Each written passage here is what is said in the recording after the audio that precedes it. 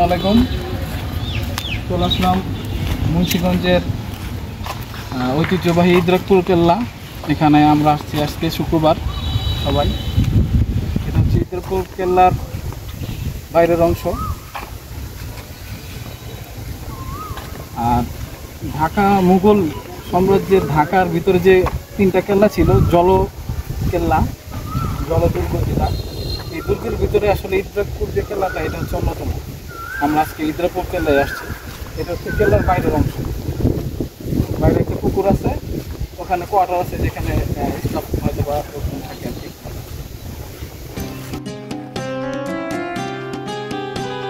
আর এখানে একটা বিলবোর্ড আছে যেখানে ইদ্রাকপুর কেল্লার যে বিবরণী এটা দেওয়া আছে।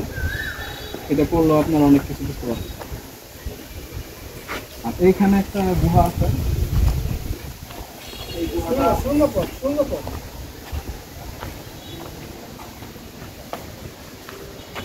এই গুহাটা আমরা বিভিন্ন ইউটিউব চ্যানেলে আমরা দেখছিলাম। এই গুহাটা আসলে এইখান থেকে ঢাকা যে কেল্লা ছিল, লালবাগ কেল্লা, ওইটার সাথে নাকি কানেক্ট ছিল। এখন যদিও এটা আসলে পরিত্যক্ত অবস্থায় আছে, ভরে গেছে। একসময় এটা দিয়েই তারা যাওয়া আসা করত। এটা আমাদের একটা মোগল ঐতিহ্য।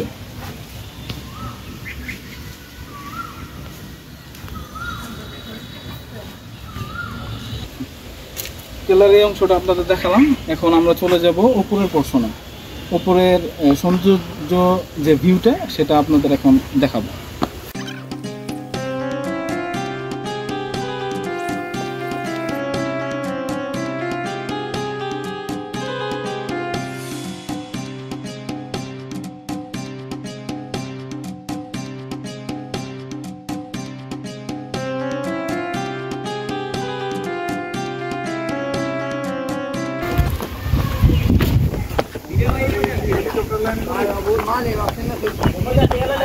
এটা হচ্ছে ইদ্রাকপুর কেল্লার ভিতরের অংশ।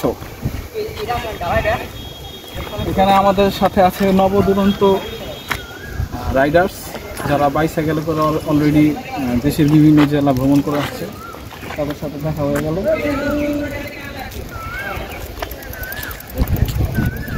আপনারা যারা এই কেল্লার যে অংশটা দেখতেছেন, এই পোর্শনে আসলে যারা ওই সময় সৈনিক ছিল তারা এখানে বন্দুক তাক করে বসে থাকতো বহিঃশত্রুর হাত থেকে কেল্লাকে রক্ষা করার জন্য।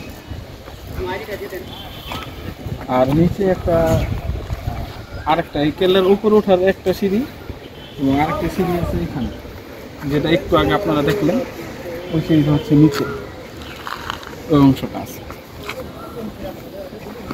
কেল্লা থেকে চারিপাশের ভিউটা অনেক সুন্দর আমরা দেখলাম। এবং আজকে মুন্সিগঞ্জে এই কেল্লাতে আমাদের সবারই ভালো লাগলো। যারা আসছে সবারই মন অনেক প্রফুল্ল, খুশি। এখান থেকে এখন আমরা বাসার দিকে রওনা দেব। আসসালামু আলাইকুম।